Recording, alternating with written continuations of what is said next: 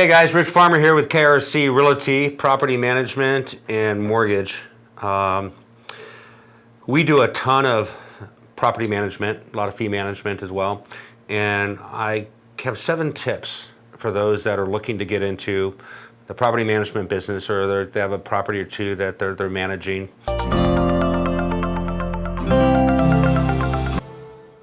7 tips. Tip number 1, this is a business, not a hobby. You have to treat this like a business. At the beginning of every year, you need to have a budget.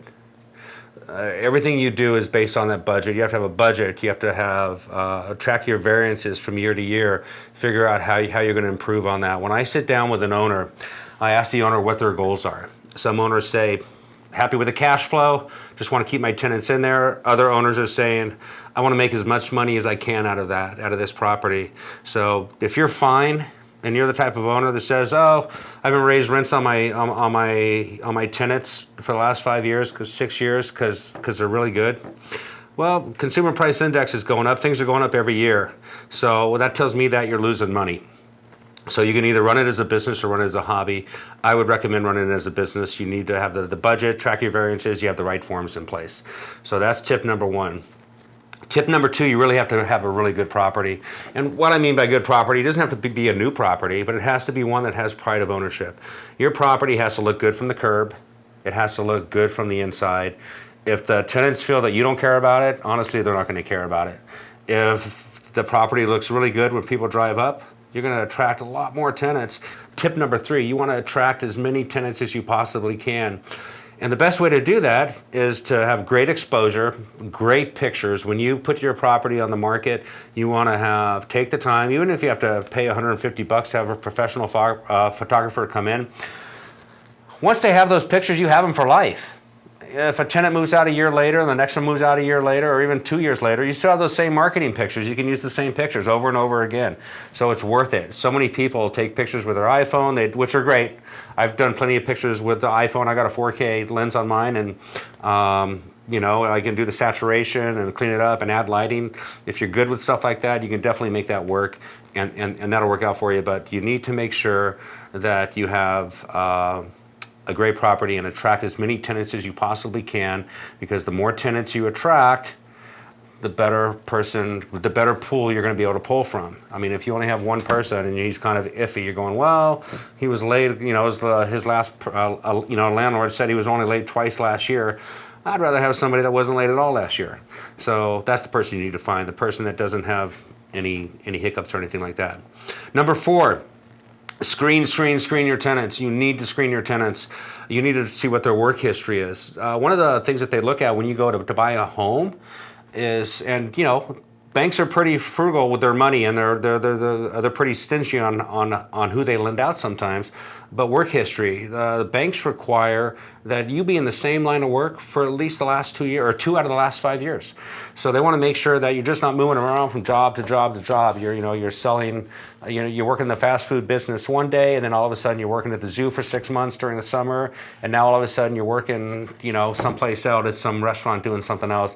They want to make sure that you have a good work history, because if you have a good, solid work history, you're probably going to be able to make rents on a monthly basis because you're comfortable with the work that you're doing. There's nothing wrong from going from one restaurant to another restaurant to another restaurant, because people move up in life and sometimes they have to leave their establishment to do that. So you want to make sure that they have a good, solid work history and they have a good rental history. You want to make sure that you're pulling their application. A lot of services out there will not just do a credit score, but you want to make sure that they have on you that you're using a service that will give you rental history as well, to make sure there's no evictions. The last thing you want to do is deal with somebody that's been evicted once or twice, especially if it's been in the last 5 years. That's just a red flag through and through. So screen your tenants really well. That's tip number 4. Number 5, you really need to be mindful of fair housing rules. There's a lot of cans and can-nots. What can you do? I mean, what are some of the things you can do in, fair housing? You can make it sure that no one in the house can smoke. You can make sure that noise requirements are met. What are some of the things that you can't do? You can't ask what their religious backgrounds are. You can't ask them about age and how many kids. So there's a lot of things that you can't do in fair housing, and just because you write something into your lease doesn't make it law. You have to treat everybody the same. Fair housing, you have to treat everybody the same. So if you allowed one person with, let's say, a 650 FICO score to move in, and then you allowed them to move in, and then the next person comes along, but you really don't like them, and they have a 650 FICO score, and you say, oh, I'm not accepting you because of your low credit score. You just violated fair housing. So one of the things that we do here at KRC is we literally have, and we build in our online application, we've set those parameters. So it says, the minute they hit submit, it says approved or not approved based on the same parameters, so everybody's treated exactly the same. So that's definitely something that you want to be mindful of, because you don't want a fair housing violation. Fair housing to come down on you, and it's not a fun thing to happen. Number 6, rock solid lease.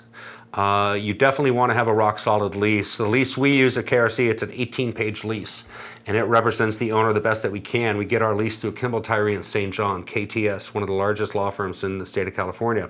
It's updated annually. We actually license it. It costs us a few $1,000s a year to license this lease, but it protects the landlord, and that's our job as property managers, is to protect the landlord the best that we can.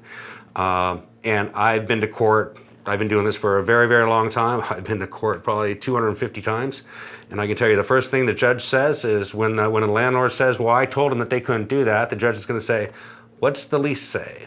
So the first thing they do is they look up the lease. It says, not in your lease. And it says, if it's not in the lease, it's not part of the rules. So make sure you have a rock solid lease. Just because you like somebody, when you meet them at move in, doesn't mean you're going to like them at move out. So you want to make sure you have a solid lease. If you ever need any advice on that, or if you have any questions about a lease or rules, anything like that, let me know. I'd be more than happy to help you out. And you want to be firm but fair. So what I mean by that, if rent's due on the 1st and you give them a 3-day grace period before charging them a late fee, and they pay you on the 5th or the 6th and you've already posted a notice, you want to be firm in the sense that you need to hold them to that. Because next thing you know, the minute you say, okay, I'll go ahead and waive it this time, next thing you know, they're 2 weeks later or 2 months later, they're like 7 days late. And then they're, a few months later after that, they're 2 weeks late, and they're giving you the same old story. And you haven't been firm. It's almost like a child. I remember my kids would ask me to do something, and the minute I said yes the first time, they asked me the same thing 15 times. Said, well, you let me do it before. So you want to be firm, but you want to be fair. So if it's a fair request, you obviously want to make that work. And a fair request could be, hey, I know the lease says that we can only have somebody that stays at the property. Our lease says it. Someone can't stay more than 10 days. Otherwise, they're going to create a tenancy. So if someone says, hey, I got a family member from out of town, they're going to be here for 2 weeks. Is that okay? They need an extra 4 days for a family member to come and stay. That's a fair request, and I would probably grant that. So you want to be mindful of those things. Firm, fair. Those are the 7 tips that I have. If you have any questions about anything that I haven't touched base on regarding property management, feel free to reach out to me. You can also find more information on our website, krcrealty.com. And we look forward to the next episode. If you like this, hit the subscribe button, and we'll keep providing more content.